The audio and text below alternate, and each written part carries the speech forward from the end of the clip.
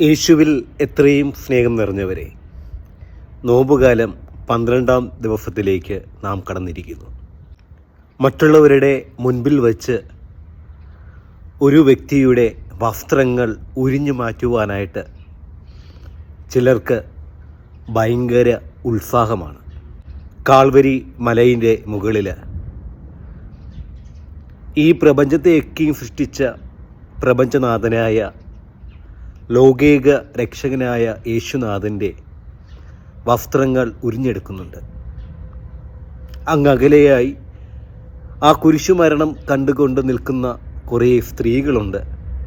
കുരിശിൻ്റെ ചുവട്ടിലായിട്ട്, കാൽവരി മലയിലായിട്ട് പരിശുദ്ധ മറിയവും തൻ്റെ അരമശിഷ്യനായ യോഹന്നാനും ഇളയമ്മമാരായ ബന്ധു സ്ത്രീകളൊക്കെയും അടുക്കലുണ്ട്.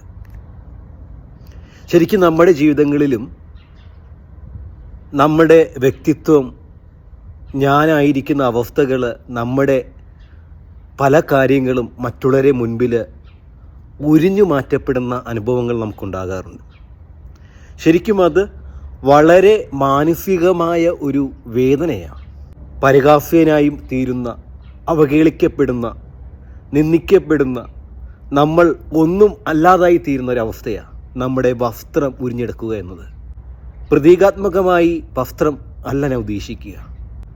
നമ്മളെ പല വ്യക്തിത്വങ്ങൾ, നമ്മുടെ പല അവസ്ഥകൾ മറ്റുള്ളവരെ മുൻപിൽ ഉരിഞ്ഞു മാറ്റപ്പെടുമ്പോൾ നാം അനുഭവിക്കുന്ന ഒരു മാനസിക വേദന.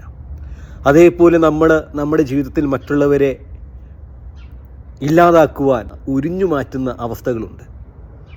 ഈ നോമ്പുകാലത്ത് ആ ഒരു മാനസികാവസ്ഥയിൽ കൂടെയൊക്കെ നടന്നു പോകുന്ന നമ്മുടെ മാനസിക സംഘർഷങ്ങളെ, അങ്ങനെ നമ്മുടെ ജീവിതത്തിനെ ഉരിഞ്ഞു മാറ്റുന്ന അവസ്ഥകളെയൊക്കെയും ദൈവസന്നിധിയിൽ നമുക്ക് സമർപ്പിക്കാം. ഈ നോമ്പുകാലത്ത് ദൈവത്തോടൊപ്പം നമുക്ക് യാത്ര ചെയ്യാം. ദൈവം നിങ്ങളെ ഏവരെയും സമർത്ഥമായി അനുഗ്രഹിക്കട്ടെ. ആമേൻ.